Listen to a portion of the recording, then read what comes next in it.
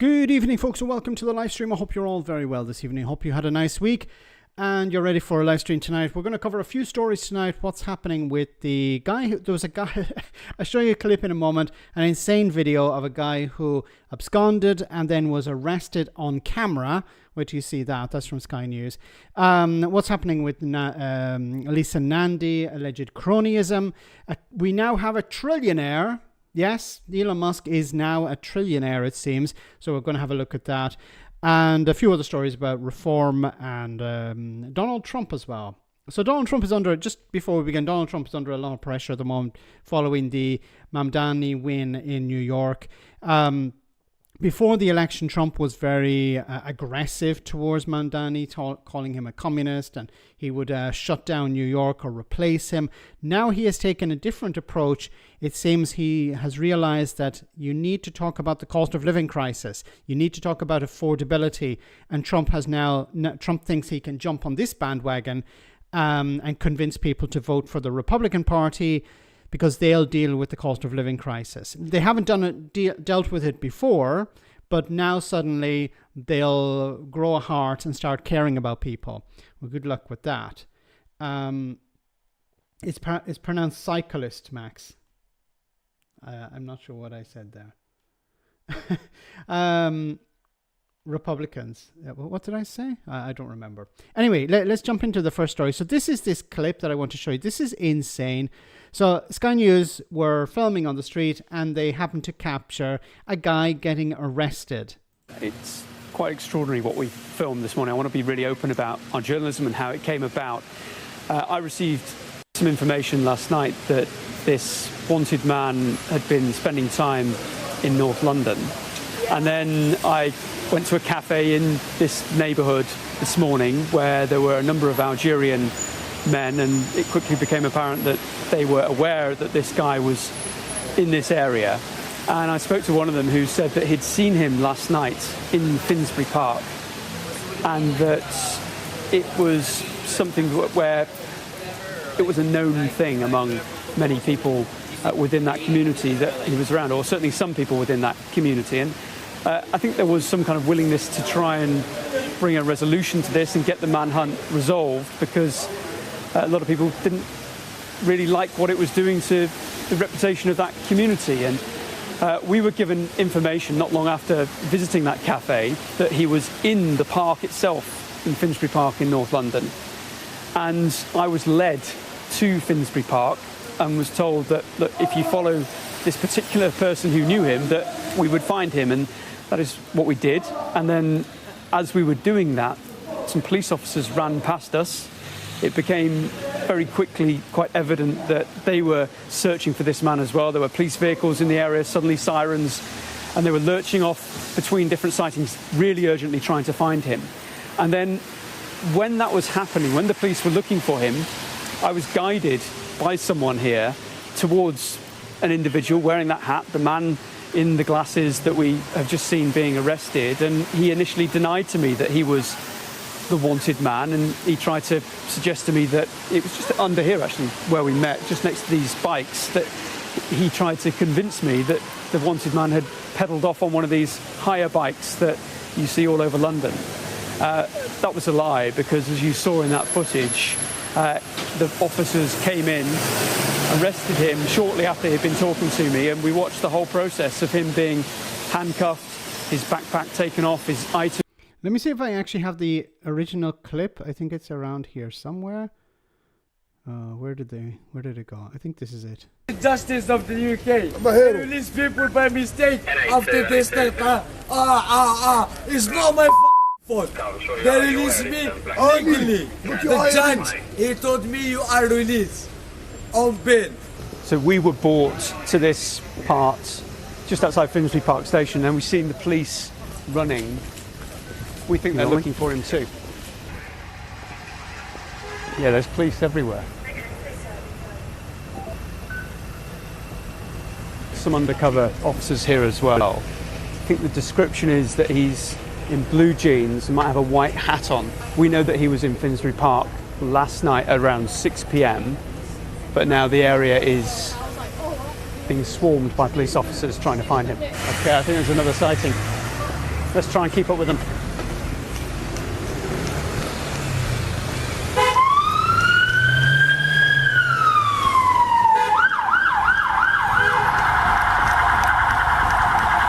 I think the guy you're looking for, he went to run away now with the line bike.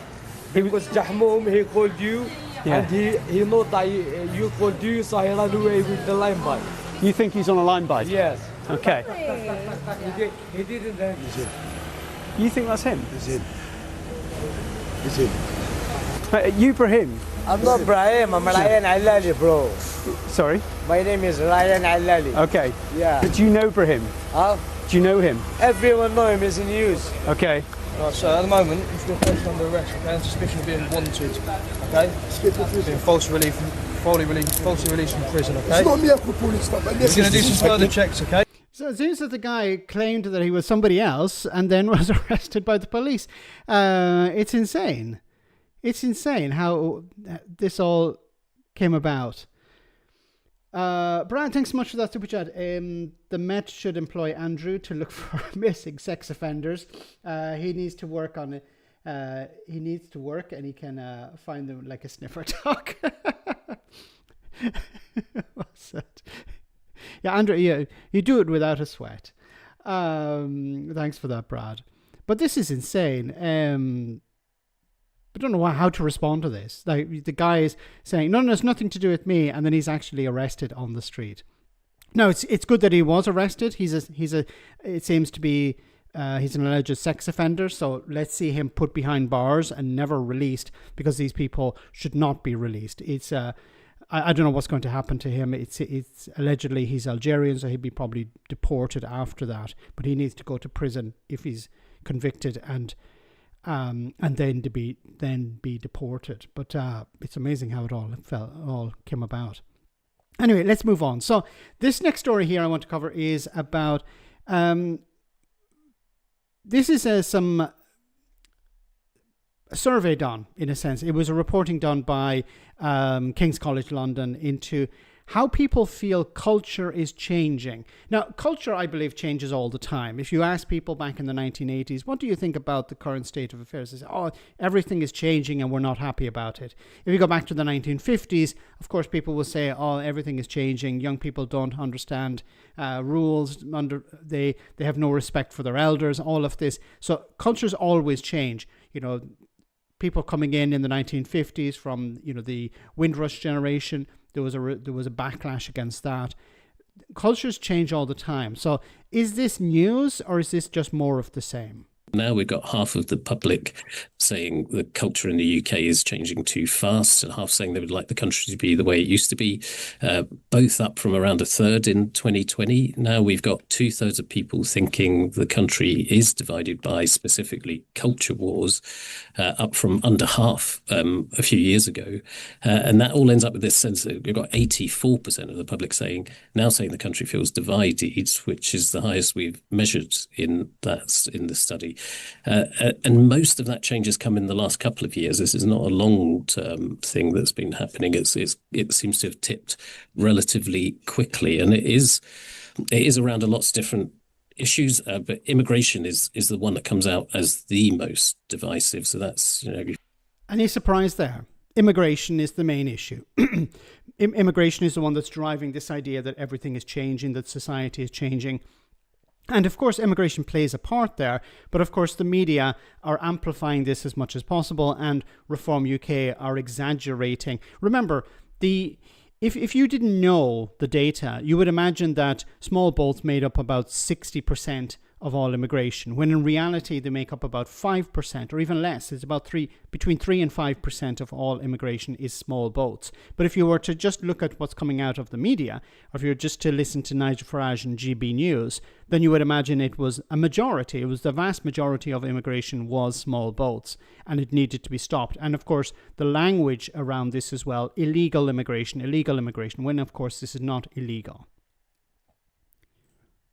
We've now got over 8 and 10, nearly 9 and 10 people saying that there are tensions between immigrants and people who were born in the country. There's a real sense of focus on that as a particular issue.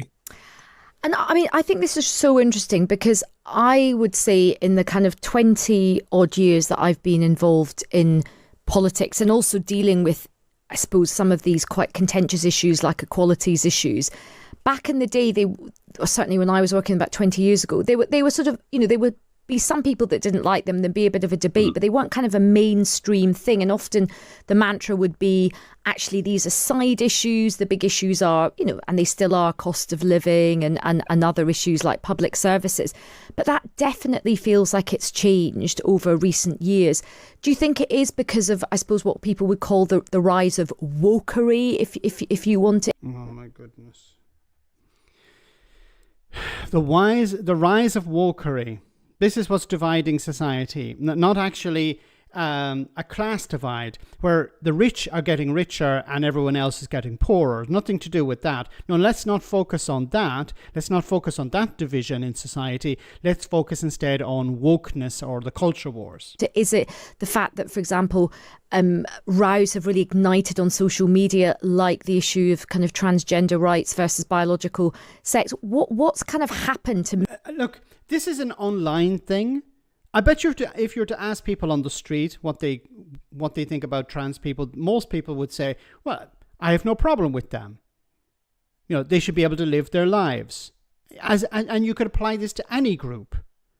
But if you go online where the algorithm is designed to force people into an echo chamber, and an echo chamber of trans people are bad, immigrants are bad, the country has been taken over by foreigners, the small boats represent a majority of all illegal immigration. If you just stay online, of course you're going to come away with that idea. But if you actually meet people on the street, you realize the situation is different. Make these issues so raw. Yeah, no, it's exactly right to think what has changed, where we really shouldn't ignore the economic circumstances, and that is an important context factor where we know that if things were going better for people, there would be less resentment and less of that sense of a zero-sum game in society where you can other people are taking your share and you can only win if others lose. So that definitely is important. It is really important to focus on the cost of living and economic growth and making things better for people. But as you say, we've had many years of problems economically, and not a great story for people to tell people and experience. A thing about this is that if we look back at the Brexit referendum, one driving force behind it was austerity. People looked around and saw public services being run into the ground. And the Conservatives at the time and their friends in the media blamed, of course, immigrants. They blamed people on benefits, but they also blamed immigrants. And they said, look, the way out of this is to leave the European Union, because then we're going to be able to take back control of our borders, be able to provide jobs for local people, and we won't need to rely on immigrants anymore. And how well did that work out? But the weaponization of austerity was about convincing people that somebody else was at fault, and it was certainly not the government. It was people on benefits or immigrants or the poor in general. They were taking too much. They should pull themselves up by their bootstraps, but never go after the rich, never go after the people who have all the wealth. That's the real division in society, but don't focus on that. Focus on people who have less than you. And the likes of Farage have been very good at convincing people to be angry with those who have less than the middle class or the working class, immigrants or people on benefits. Brian, thanks so much for that super chat. Unite the country by sending Piers Morgan to jail.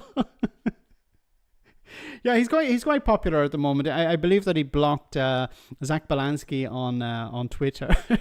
I know most of you are not interested in that sort of thing, but it would unite the country, certainly. Yes, I was talking to somebody online about this, or I mentioned online to somebody. Elon Musk wants to send people to Mars. Well, I was thinking he could start off with himself, Donald Trump, Piers Morgan, maybe. And of course, Putin. All of them could fit into one of those rockets, and they could head all the way to Mars. Whether they come back or not, I don't know. And whether they should come back or not, well, I leave that up to you guys.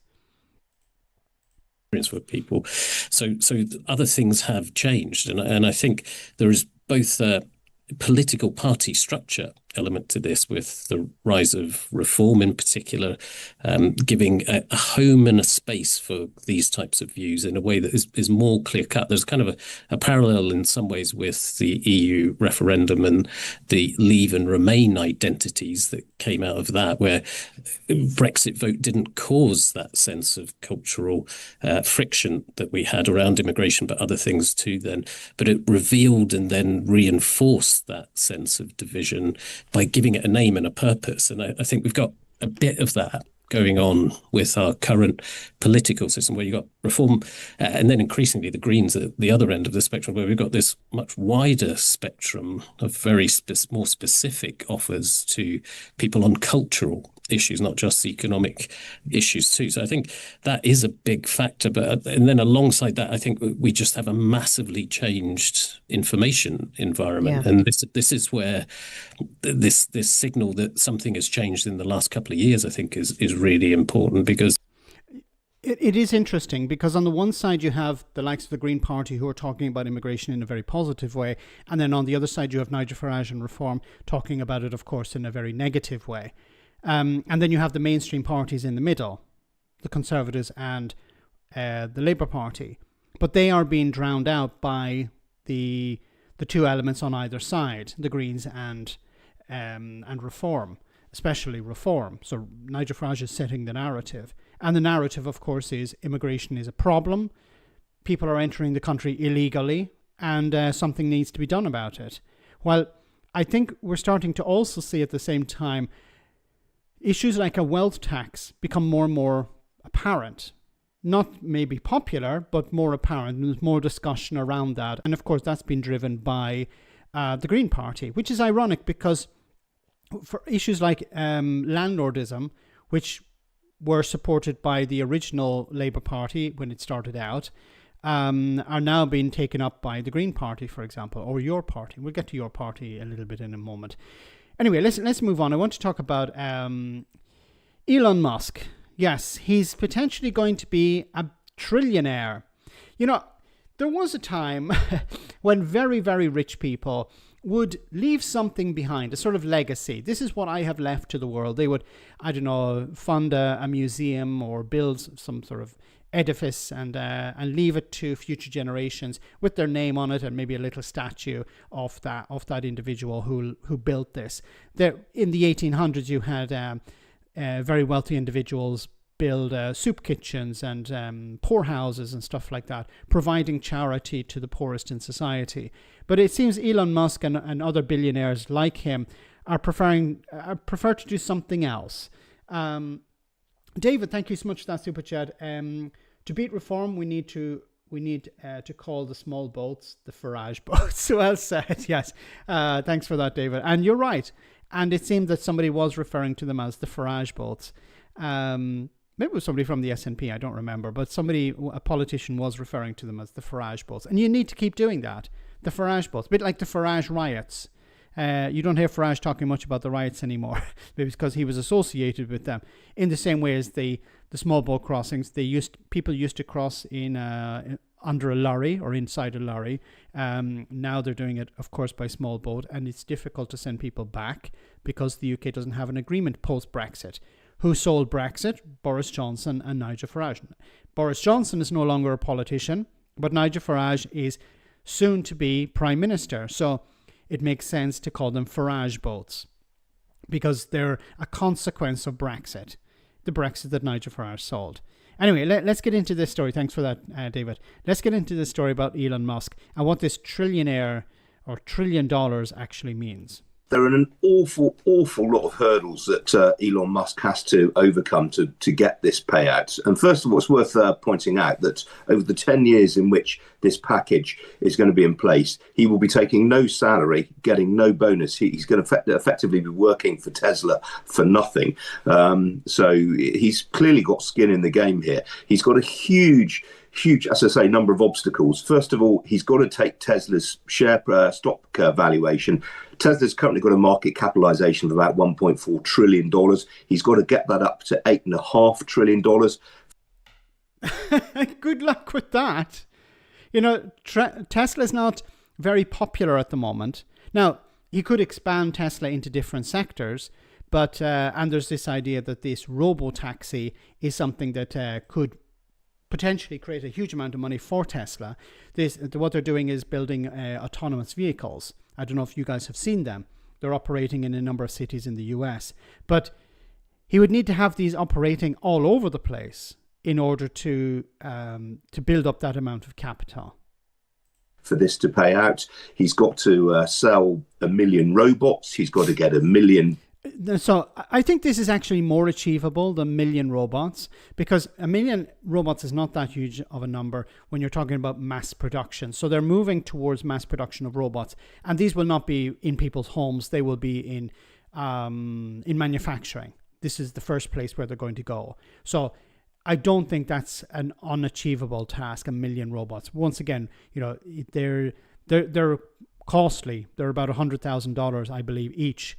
But companies who are buying them will see them as an investment. So you'll be able to lay off some workers and use these instead, or you'll be able to expand the scope of the work by using these robots as well. So 1 million robots, I don't think is unachievable. It's not a huge number if you're talking about mass in mass production and manufacturing. Robo-taxis on the roads. He's got to sell, I think, something like 20 million vehicles in that time. And crucially, and I think this is possibly going to be the very hardest. And the 20 million vehicles is difficult because we're seeing so much competition from China, and China is getting better and better with electric vehicles. And, if the Chinese do a good deal with Europe, you could see the European market flooded with cheaper electric vehicles from China. Freckle Pony, thank you so much for that super chat. Leon Scum or Noel Scum for the festival season. Very good. Thanks for that. Brad, once again, thank you so much, Brad. Musk went off the deep end when the Grimes split up with him, the singer, not the merchant banker in Durham Council. Yes. What's happening with him now? What's happening with the reform councils as well? It's all going a bit pear-shaped. Obstacle for him to overcome, of course. He's got to get Tesla's profits up to $400 billion a year. And currently, ouch! Not $400 billion by the end of 10 years, but $400 billion a year. I don't know what the current profits are, but once again, they're down because of his shenanigans. If he hadn't gotten involved in politics, I think Tesla would be in a much better position now. If he kept everything more low key, he didn't support Trump. He didn't engage in the sort of ridiculous antics that he was engaging in. I think the company, he would have held on to much more respect if he hadn't turned X or Twitter into an absolute bin fire. He'd be in a much better space now, I think. That's about, to put that in context, that's about 24 times what Tesla's current profitability is. I mean, one of the issues that it's why it's a bit of a Marmitey stock is that Tesla has never really achieved consistent profitability over the last decade or so. Yes, it can be profitable at times, but it's not been consistently profitable, mainly because Elon Musk is continually reinvesting profits in new parts of the business, and that's a drag on underlying profitability. So he's got an awful long way to get to this payout. But obviously, people are going to be fixated by that headline number. Yeah. Can I just ask some basic questions on this, Ian? Because I think it's important to do this, okay? Just bear with me, because I realise your brain is the size of a planet. If this was to all go Elon Musk's way, he's not going to end up with $1 trillion in his bank account. That would be impossible and ridiculous. It would be shareholding. It's a shareholding in the company. But theoretically, could he not turn that into liquid cash? He could do at some point, in theory. I mean, obviously, most CEOs, and particularly ones like this, there are sort of restrictions on when you can sell shares anyway. I mean, that's true here in the UK as well as it is in the United States. It would take his shareholding. I mean, Elon Musk and his brother currently own around 16% of Tesla. Most of that is Elon Musk himself.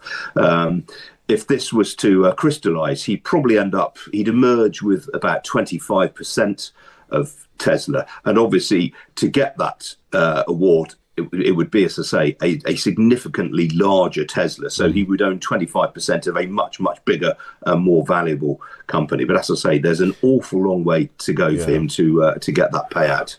Look, he has surprised people in the past. I'm not saying that it's not possible for him to achieve this, but it seems an almost impossible task. Talking about tripling the size, or tripling or quadrupling the size of Tesla, when Tesla is already in a bit of a troubled spot because of its reputation. Not so much the cars are bad, but the people are not interested in buying these cars because of the connection to Elon Musk. Musk is a massive drag for Tesla when the product is actually quite good. It's a strange situation to be in where you have a good product but a terrible salesman. Generally it's the other way around. And also he has all these other products like SpaceX. You're not going to really see any real money coming out of that for a number of years. And Twitter, okay, that's going down the drain. And the what else has he got? XAI, which runs Grok, that AI tool. Now he's investing a huge amount in that. And if he does win the AI race, then we wouldn't even be talking about this anymore. It would be buttons, really. He would be in control of so much of the world at that stage. A scary thought. But I don't really see him succeeding here. But I could be wrong, and we have been proven wrong by Elon Musk in the past. I just remember that when he said that he would release this, the Cybertruck, it would be for like $30,000, and it'd be mass produced. And it's not actually, he hasn't got anywhere near $30,000, and it's not all that mass produced. It's meant to be a lot cheaper than a regular car. It's a lot more expensive. They are sold in Europe, I think, but they're like above 100,000 euros. So you don't see too many of them around. Anyway, guys, let's move on to our next story, which, of course, involves Lisa Nandy. What the hell has Lisa Nandy been up to? Oh, Freckle Pony, thank you so much for that. Says, from Tesla to Tosla. Bit of a tosser. And Peter, thank you so much for that. Here is £2. 999,999,999,998 to go. I'll be almost there. I'll be right. I'm right on Elon Musk's heels. Thanks so much, Peter. Oh my goodness. Okay, so Lisa Nandy defended in cronyism row over appointment of football regulator. What have I been saying about getting money out of politics? So it says here, a cabinet minister has defended Lisa Nandy after the culture secretary apologised for breaching the governance code on public appointments over her choice of the independent football regulator. Miss Nandy has been accused by the Conservatives of cronyism. Okay, well, they really need to shut the F up. After she unknowingly broke the code by failing to declare that she had received £2,900 in donations from David Cogan, her pick to chair the new football watchdog. So she received money from this guy and then appointed him to this position. Why did he make this donation? Speaking to Anna Jones on Sky News, Housing Secretary Steve Reid said Miss Nandy had apologised for her actions and did not know that he was a donor at the time she appointed. Once again, get the money out of politics. You don't end up with situations like this if you don't have money in politics, if you're not allowed to make donations.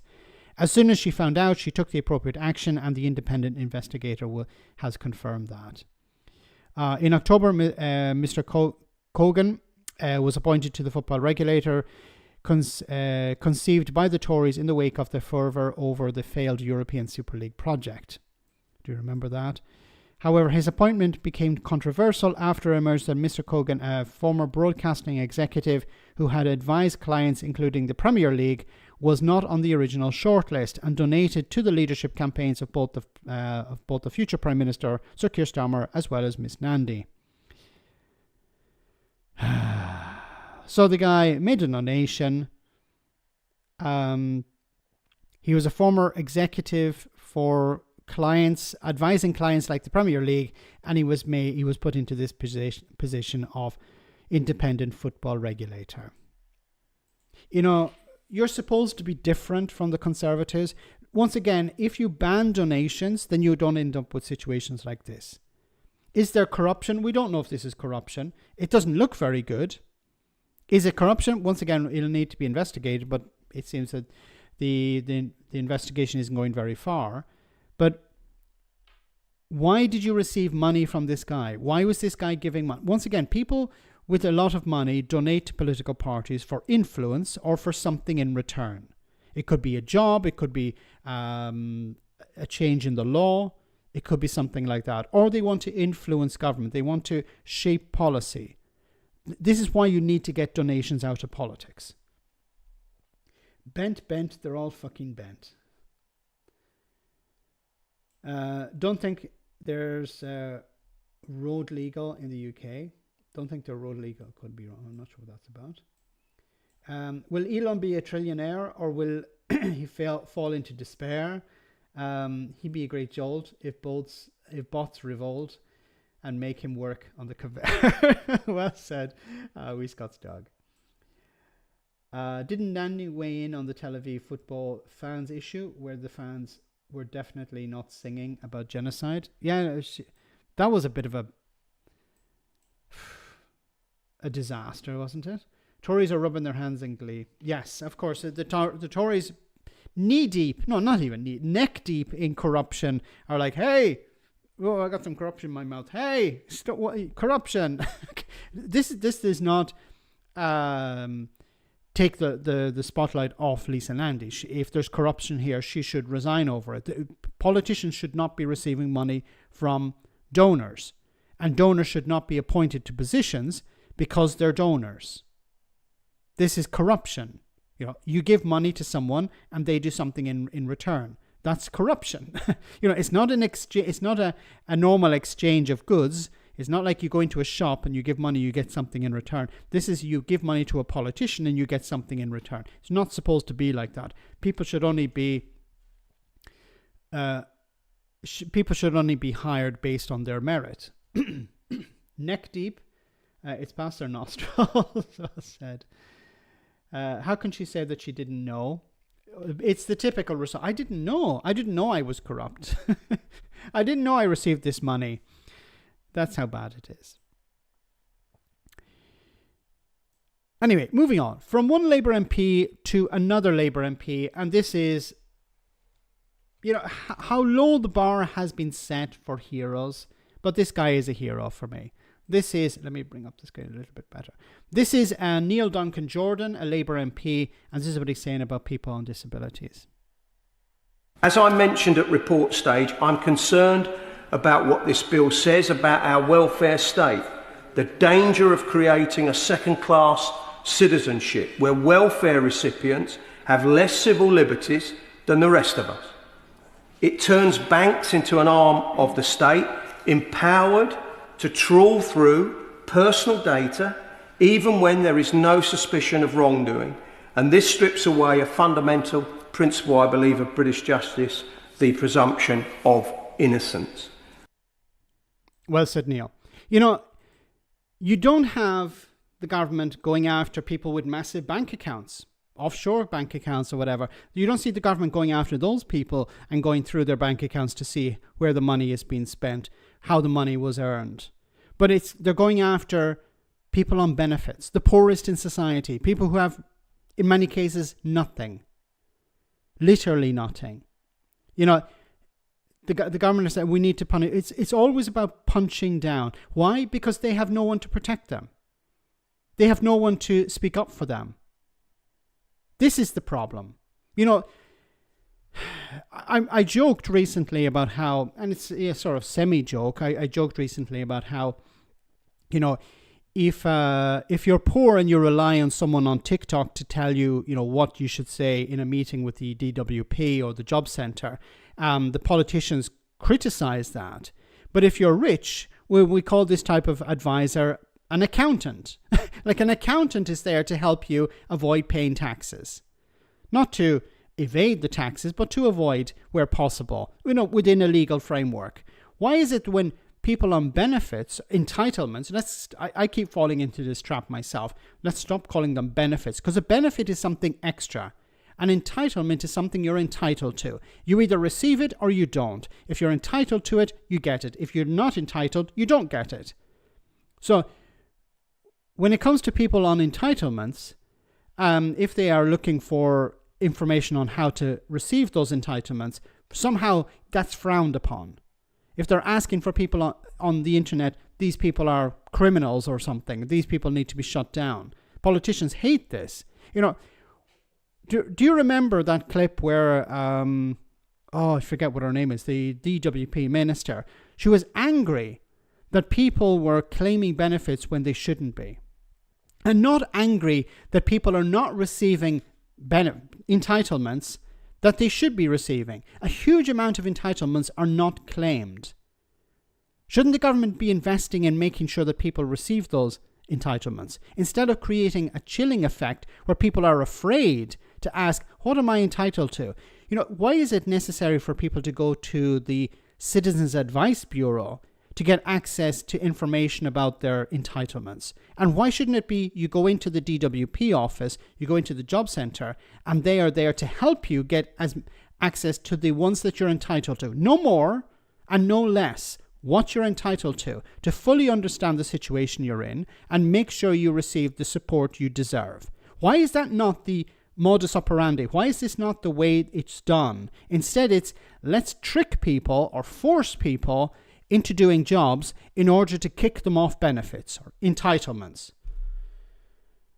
Sorry for this rant, but it's necessary. Once I get onto this topic, it just grinds my gears. Gareth, thanks so much for that super chat. Okay, something to Jews. You say here, sorry, I meant Arabs, because that's okay. And when you try and ban people who chant it, you're a raging anti-Semite. Love kisses. Faye, Lisa Nandy. Yeah, there is a sort of double standard. Like when it came to the football, we're talking about hooligans. So the group from Tel Aviv, the football team from Tel Aviv, their fans were hooligans. That's why they were banned. I asked this question, how come you never see rugby hooligans? I don't know why. It's an honest question. Why do we never see rugby hooligans?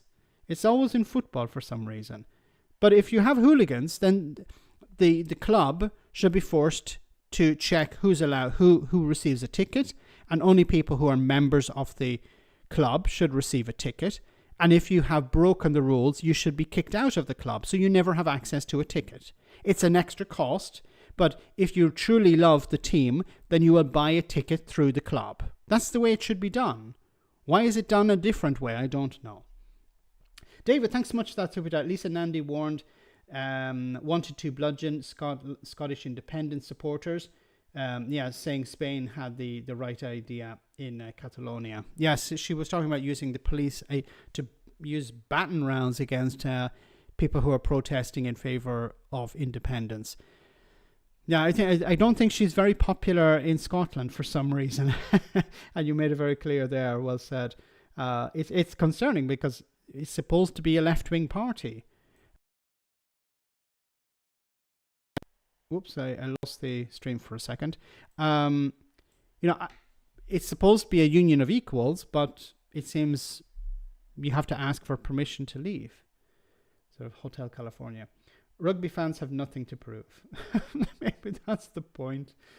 Football hooligans, Muppets, when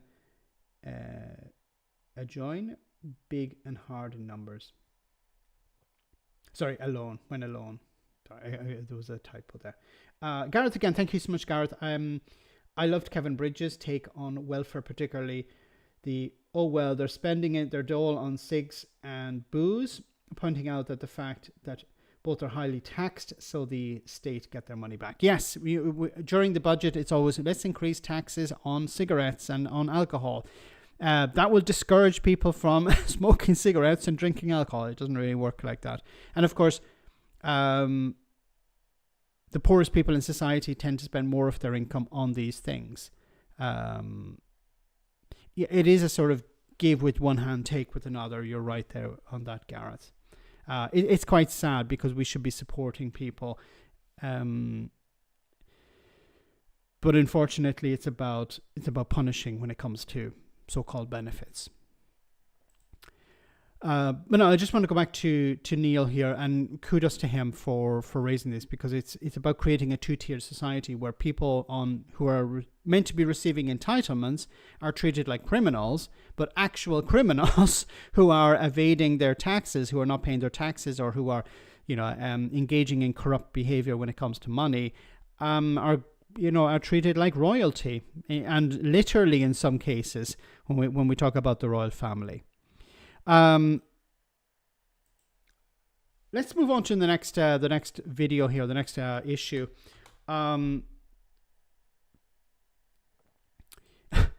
Oh my goodness, you've probably already saw this story. So Reform suspends another councillor amid video row.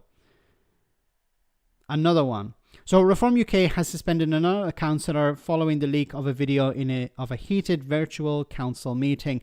The party suspended Kent County Council KCC member Isabel Kemp after 5 councillors were booted out of the local party following the leak. Councillor Kemp told the BBC that she had been sacked from her job at Reform UK headquarters and is exploring legal action against the party. Reform UK have been contacted for comment. Reform UK won 57 of the council's 81 seats to take control of the authority in local elections in May, overturning 30 years of Conservative Party dominance.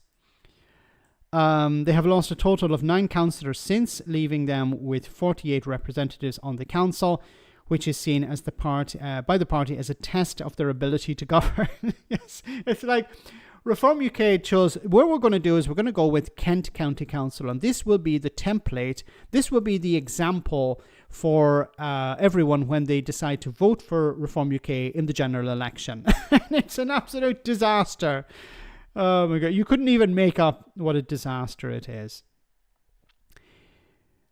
The video, which was leaked to The Guardian, showed KCC Reform UK leader Lyndon Camcaran swearing and shouting during a council meeting. She was shown telling party members to suck it up regarding her decisions. So she's running it a bit like Nigel Farage. This is a big problem with Reform, is that they attract very strange individuals, and some of them are narcissists, it seems, not very good at working with others, and people with a bit of a chip on their shoulder, it seems. Kentish much. Councillors Bill Barrett, Paul Thompson, Brian Black and Oliver Bradshaw were later expelled, while Maxine Forthgill remained suspended by the party, which linked all 5 to the leak. They were all kicked out because they leaked information to the public, like whistleblowers. I thought Reform UK were about transparency. We're about transparency unless it's involving us. Camcaran previously ruled out resigning in the wake of the leaks, and party leader Nigel Farage said he backs her 100%, so she's probably okay for now. In the council chamber on Thursday, Camcaran drew parallels between her party and her son's army training. Okay. Some had quit because they couldn't hack it. Others had been thrown out for bad behaviour because they weren't good enough, or that they weren't team players. Not up to the challenge, and were simply unable or unwilling to accept discipline. So she's running it a bit like a boot camp, it seems. Leader of the opposition, Liberal Democrat Anthony Hook, claimed people were placing bets on whether the administration would last until Christmas or Easter. Oh my goodness. Erotic novel.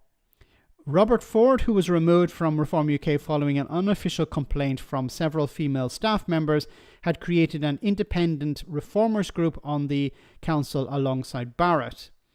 It goes on to say, speaking outside County Hall on Thursday, Councillor Ford said that he was taking legal advice regarding defamation of my character by Reform UK and KCC. After his suspension, he told the BBC he recently learned that complaints were related to his novel writing. Okay. He said, it's astonishing that my name can be defamed in the media simply because I wrote an erotic novel and got it published by a major company. And then I mentioned it to a few people in the building behind me. My goodness, these people are something else.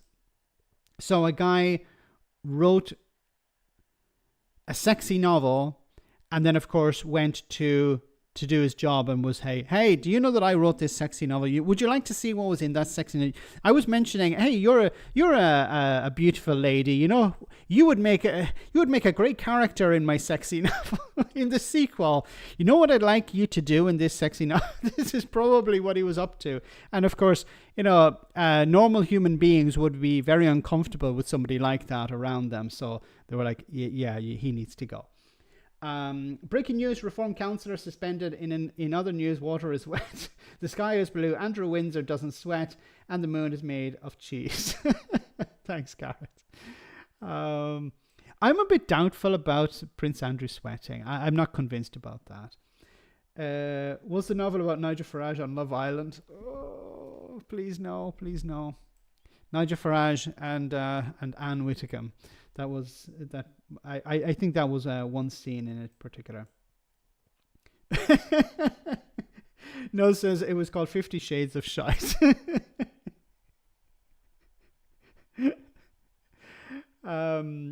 Story from those premature. She took off her blouse. The end. Oh my goodness.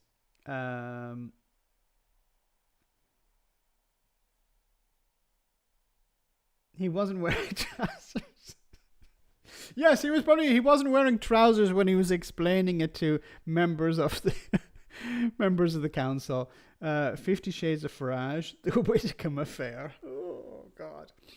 You have to not wash your mouth out with bleach, but wash your brain out with bleach following that.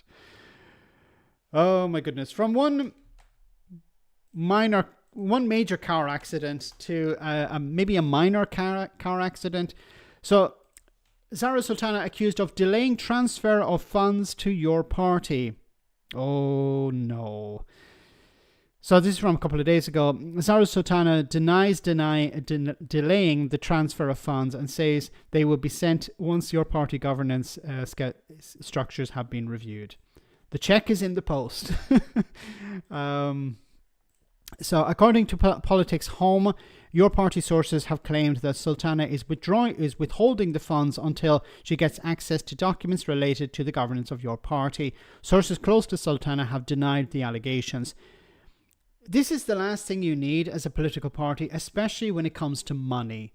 You know, one thing is, okay, the party is a bit all over the place when it comes to structure. It's a bit all over the place when it comes to membership, how the memberships work, and the name even. We don't have a name. But when it comes to people's money, because people, in many cases, we're not talking about very rich people. We're talking about ordinary people who have made a donation to this political party in order for it to hit the ground running, to start winning power or winning over seats.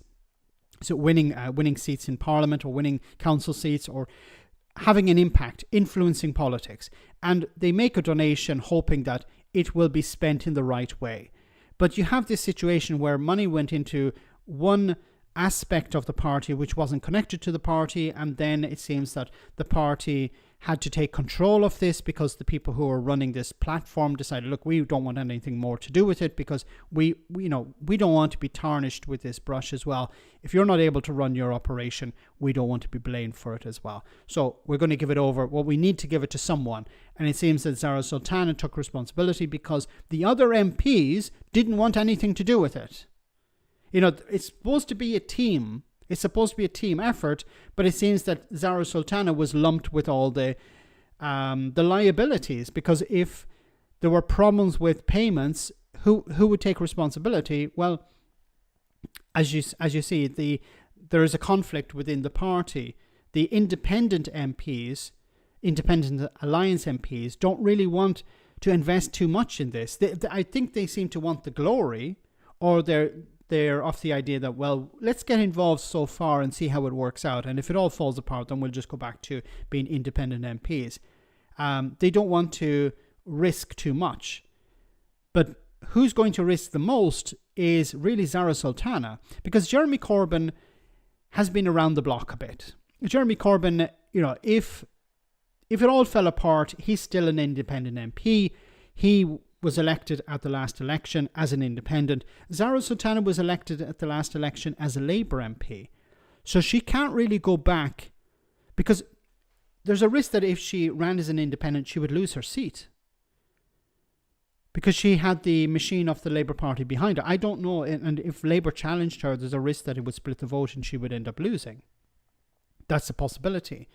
So I think she's in a bit of doo-doo, to put it mildly, and now she has to take responsibility for all the donations.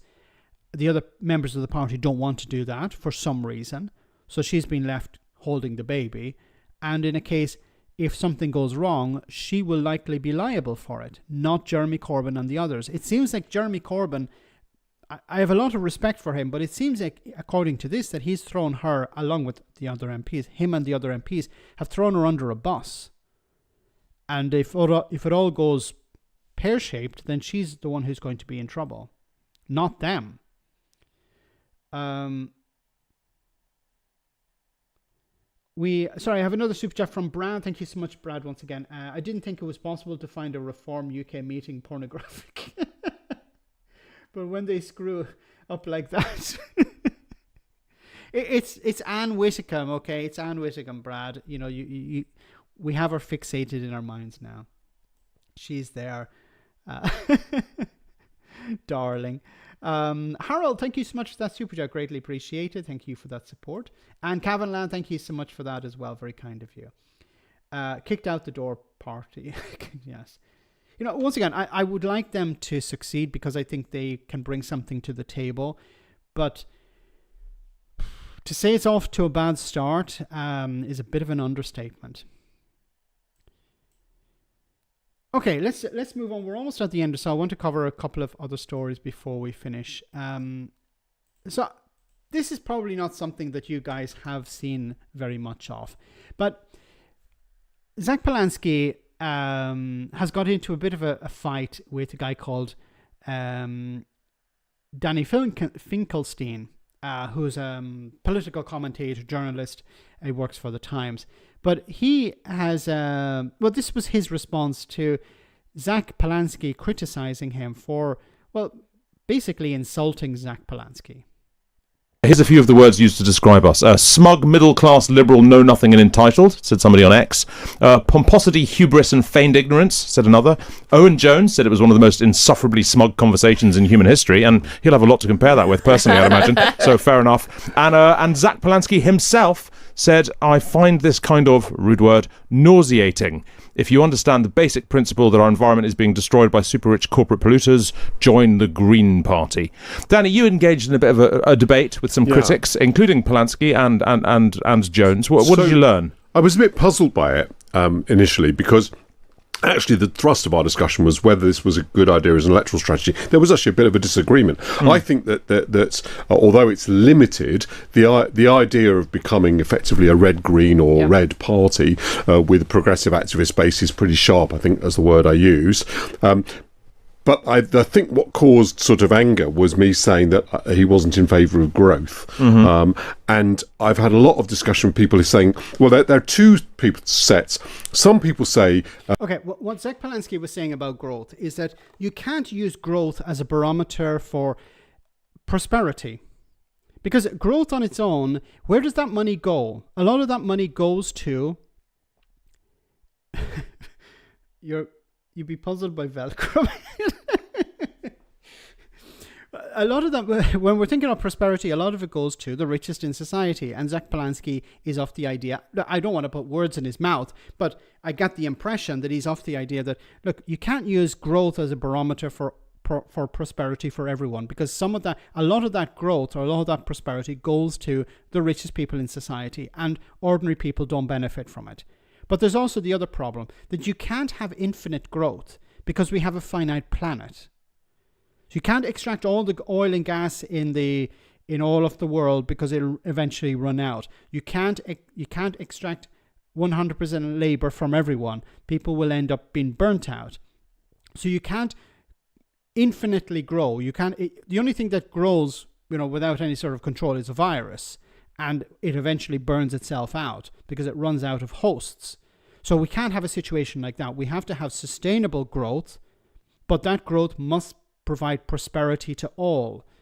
Once again, I presume that I'm on the same wavelength as Zach Polanski. I'm not quoting him here, but I think I'm on the same wavelength. How dare you say he's not in favour of growth? He is in favour of growth. And the other half of people saying, how dare you be against growth, because be in favour of growth is a bad thing, right? And obviously those aren't consistent. But let's take the first of those. Obviously, I wasn't arguing that Zach Polanski was against the growth of like plants or people, or, to be fairer to him and less flippant, that he wasn't in favour of the growth of, say, some index of happiness. But what obviously we meant by growth was economic growth, and the way that you measure economic growth is through GDP. Zach Polanski wants to change the measure of GDP, but that's what GDP is at the moment, and he's not in favour of it growing. And I'm a bit... Okay, he's not in favour of... What's the point in growing GDP if it doesn't help people? Like, if growing GDP doesn't help everyone, it helps only a small group of people, then what's the point in focusing on that? I've mentioned this before. When the Labour Party Labour government say, we need to grow the economy. Okay, but they should focus on improving the situation for ordinary people. But saying we have the fastest growing nation in the G7. Okay, well, how does that help Anna, who's down the road, who's trying to pay her bills? How does that help John, who's struggling to feed his family?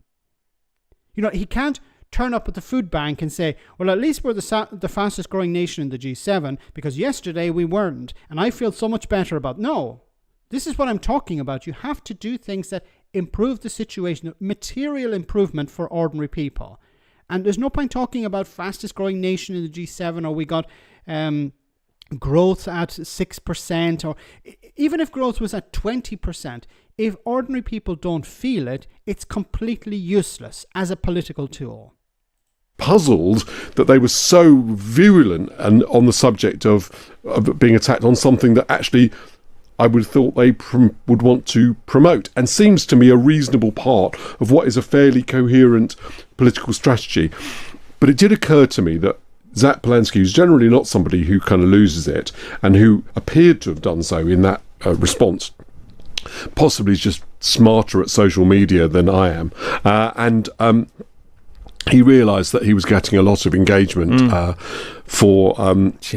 getting a lot and he gets members through engagement. Again, I completely get it. I think you're inclined to be kinder than I am. I mean, perhaps even a bit earnest. I found that whole exchange depressing. I mean, genuinely depressing and almost upsetting, because I was disappointed in Polanski. I had thought of Polanski. I quite like Zach Polanski. I don't obviously agree with him on things, but there are some things that he stands for that I do agree with, and I thought he was a good champion for them. And that whole thing made me realise that he's not in this to reach towards the centre and engage more green. No, people to vote green. But that's what I'm saying. But I mean, what he's doing right now, what he used that for, to recruit a certain type of person.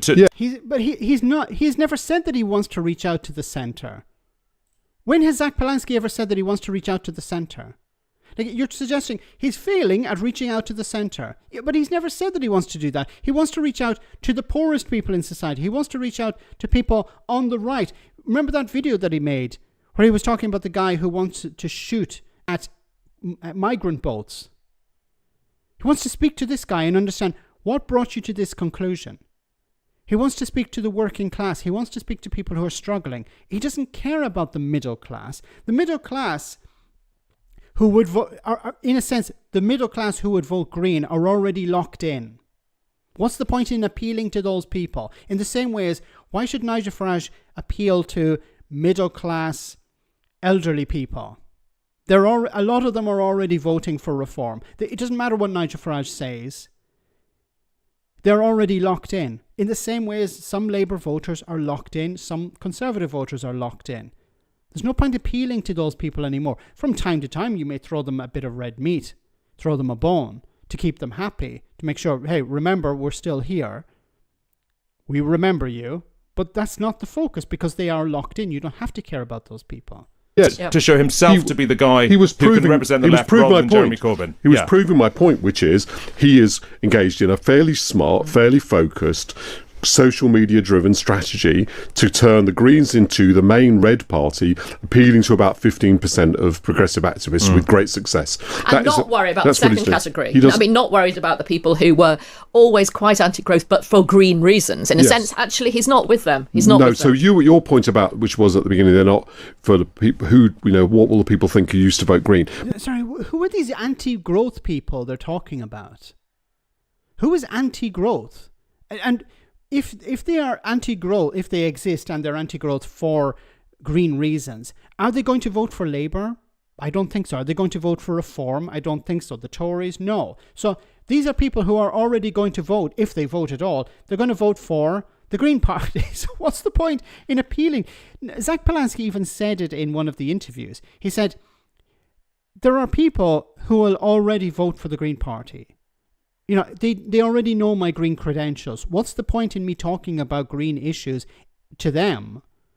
I need to talk about other issues through the prism of the Green Party. I have to talk about the cost of living crisis and how, for example, insulating homes would improve the cost of living crisis for those people. That's what I need to be doing. That's what he said. Maybe you could have been tempted, Hugo, to do that at some point, and not by the strategy. But that's because it's not for you. It's not for them. But it may be more successful than the I think there's a lot of sense behind it. But I was just trying to understand it, and it was a bit surprising to me that he behaved in quite the way that he did. But then on the other hand, kind of there's sort of hive behind defending your political view against any sort of form of analysis that sounds. Can you imagine if they applied this to Farage? It was like, Nigel Farage really shouldn't be reaching out to racists. It's like, why? That's his base. Why is Nigel Farage talking about immigration all the time? Shouldn't he be talking about other things? No, because he knows that's what wins over support. Like I have said before that Nigel Farage, if he wants to appeal to other aspects of society, he needs to talk about other things apart from immigration. But I've never said that Nigel Farage should stop talking about immigration because people are tired of it. Like, this is what you're basically saying. These guys are trying to say. It's like, it doesn't appeal to me, so he should try and appeal to me. But you're not his target. Like, how come they'd never apply this to Nigel? Nigel Farage should put out policies that appeal to me. He won't, because he doesn't care about you, because you're not his target. Not yet, anyway. Maybe that would change in the future. My goodness. Our GDP is up, but fuck the rest of you. Yes. NDP is superior, like School said. Omega leadership is now low. Entropy path is on a low entropy path. It is important to reflect the anti-growth lobby. Do not attract the ire of Michael Great. Oh yes, he's lost his job actually.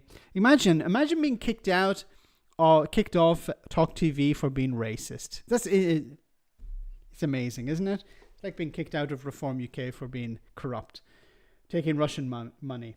The middle class truck driver is not locked in to any issue. I'm a middle income. Thanks for that, David. You're a floating voter. You'll vote for anyone who provides you something reasonable, I presume. Guys, we're almost at the end, so I just want to cover one final story before we go. Remember, I'll be on the post-stream chat after, so do check it out if you have a chance, if you're on Discord. Donald Trump. Judge orders Trump administration to fully... how do I get rid of this thing? Okay. U.S. judge orders Trump administration to fully fund SNAP benefits in November.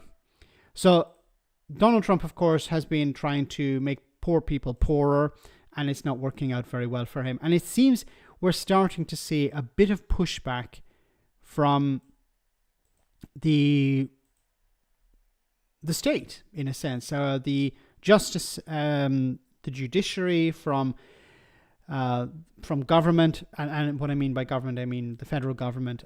We're starting to see a bit of pushback. Donald Trump's his shine is starting to fade, it seems. A federal judge in Rhode Island ordered the Trump administration on Thursday to find the money to fully fund food stamps for 42 million low-income Americans in November by Friday, in a rebuke of the government's plan to only provide reduced aid during the shutdown. U.S. District Judge John J. McConnell Jr. criticized the administration's plan to partly fund Supplemental Nutrition Assistance Program SNAP benefits in November, saying it had failed to comply with the order he issued on Saturday, requiring the government to ensure Americans receive full or partial benefits in no later than Wednesday. He also said the administration plowed ahead with a plan to partly cover benefits without addressing, as required, the fact that many states it could take weeks or months to implement the reduced benefits. So it seems that there's been a bit of a pushback, and I think what we're starting to see are some cracks appear within the Trump administration. Donald Trump, following the victory of Mamdani, responded by saying, instead of being on the offensive, he was like, yeah, well, we need to talk about the cost of living crisis. We need to talk about affordability. It's a new word. I invented it. Affordability. Yeah. We need all to be talking about affordability. But the problem with that, of course, is the more he talks about affordability, the more he highlights the lack of affordability. The more he talks about the cost of living crisis, the more he highlights the problem with it. And who is in charge? Donald Trump's administration. He can't blame Joe Biden. He can't blame the Tories, he can't blame the Democrats. He has to take responsibility. Like, he can blame them. I'm not saying it's not possible for him. He can blame them as much as he wants. But the public will hold him accountable. Because, if you're struggling to pay your bills and Donald Trump is telling you, no, everything is great, and if you're not doing well, it's not my fault, it's Joe Biden's fault. How does that help that person? In what way would that person say, well, I'm going to vote for Donald Trump again next time? People are not everyone is stupid. Trump supporters are generally stupid, but even Trump supporters have a limit. And if they see the situation is not improving for them, they'll either stay at home, or worse for the Republicans, they'll vote for the Democrats. And we could see a flip in 2028 if elections are still allowed. We could see a flip in 2026 during the midterms if elections are allowed and if they're not being manipulated. You could see it because people are looking around and the situation is not improving. The tariffs have driven up the cost of living. We're seeing the poorest people in society not worm turning. Yes, certainly that. He sees that there's a problem here. He realizes he's running out of steam. Donald Trump did something clever at the beginning. He did as much as he could at the very beginning, knowing that he would eventually run out of steam. And he's starting to run out already. Where Republicans are standing up to him, you have this crazy person, and I think she's still crazy. I think she's just, or maybe she's pretending not to be crazy, or she was pretending to be crazy. Marjorie Taylor Greene, or Marjorie Greene Taylor, whatever her name is. She's turned on Trump. Maybe because she didn't get her way. She wanted to have a Senate seat or something like that. But she's turned on Trump. A number of people have turned on Trump. The grifters who were promoting Trump before the general election, they have turned on him somewhat.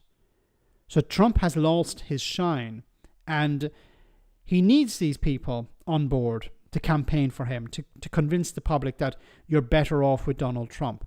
But if people don't feel better off, as I keep saying, they're going to kick the incumbent out, and we could see a landslide victory for the Democrats in 2028 or 2026. Because a big problem for Trump is that if he loses the Congress and he loses the Senate in 2026, he'll be a lame duck. So he'll still be taking the blame for things not going well because the president is in charge of everything. He can blame the Democrats, he can blame the Republican Party, he can blame whoever, but he'll have to take, people will blame him if their situation is not improving. In the same way as people were blaming Joe Biden and Kamala Harris. Missed the chat tonight. Late fees, dang those tariffs. Thanks for that, Christy.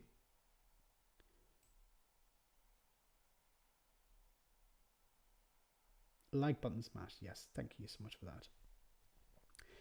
Not delivering the goods life.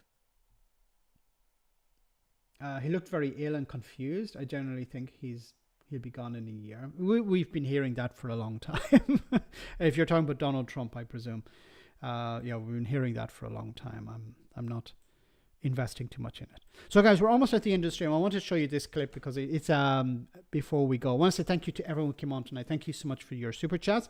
Thanks to everyone who who smashed the like button. Thank you for your support. Thanks to the moderators for doing a wonderful job as always. And before we go, we have this one for the road, so I hope you enjoy it. It's a little bit long, but it is quite funny, so I do hope you like it. And as I said, I'll see you on the post-stream chat after the live stream. And if I don't see you then, I'll see you on Tuesday, Simba time, Simba channel. So hope you enjoy this.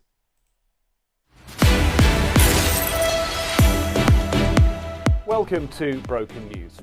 News outlets across the UK have been criticised for not providing enough coverage of the royal family. Fans of the monarchy say broadcast schedules, newspapers and websites are being unnecessarily filled with gossip about climate change and fluff pieces about Israel-Palestine. Our reporter has more. Thank you. Yes, it's normally the reserve of conspiracy theorists, but Broken News agrees that there are serious questions over why the mainstream media is giving so little coverage to the royal family. Before coming on air, I had a quick check. There were only 16 concurrent top stories on the BBC website, wall-to-wall coverage on Sky News, and a 24-hour cartoon documentary on GB News called King is Good, Nice White Man, Aren't Brown People Smelly? But it's clear that that amount of airtime is insufficient when you consider the importance of the monarchy. Broken News put these concerns to the BBC, which defended itself by crying, dribbling and pointing to its website, which currently only features the stories King Charles postpones public duties with a dedicated iPlayer feed, What is a King? An explainer by Ros Atkins, a detailed timeline of recent royal events going back to 1066 AD, Queen Camilla postpones public duties, a front page story. Princess Catherine postpones public duties with a live text feed. Prince William postpones public duties, a BBC exclusive. What is pegging? An explainer by Ros Atkins. Prince Edward postpones public duties with live updates. Who is Prince Edward? An explainer by Ros Atkins. Prince Harry flies somewhere for a bit with a flight tracker and updates on Meghan's clothing, why she's a total bitch. Prince Andrew not given any public duties, another BBC exclusive. What does sweaty nonce mean? An explainer by Ros Atkins. But further investigations show that not a single article about the royal family appears on the BBC's sports, business or science pages. There are those, of course, who have said that media outlets such as Broken News should be far more concerned with the conflicts taking place in Russia and the Middle East. And yes, sorry, Gooch, to interrupt. We are, though, just hearing that there is more reaction to whatever royal story it is that we're talking about. This is a live feed of Buckingham Palace. That's happening now, Gooch. What can you tell us? Well, thank you. This is clearly a serious development, as we understand that the brother of the uncle, of the auntie, of the friend, of the mother, of the woman who once sat opposite Prince William at a restaurant in a ski resort in France in 1990, has released a statement saying that he thinks Meghan is a total bitch. So there is the palace where the king isn't at the moment. Buckingham Palace famously has lots of doors, remarkable really. In addition to the doors, there are of course windows. Yes, Gooch, what can you tell us about the windows? Windows are famously transparent, some of them big, some of them small, some of them average sized. The king, famously known to be a big fan of windows,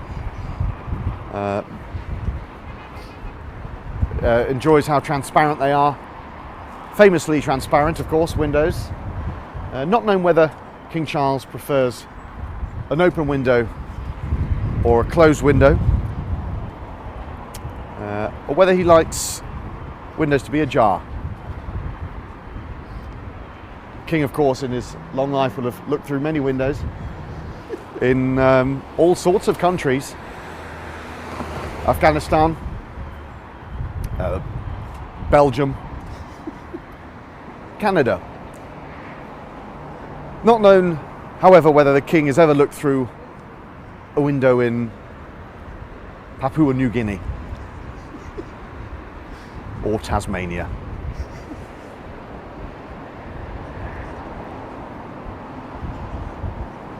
Buckingham Palace, of course, built from stone, which is a measurement of weight as well as being a material.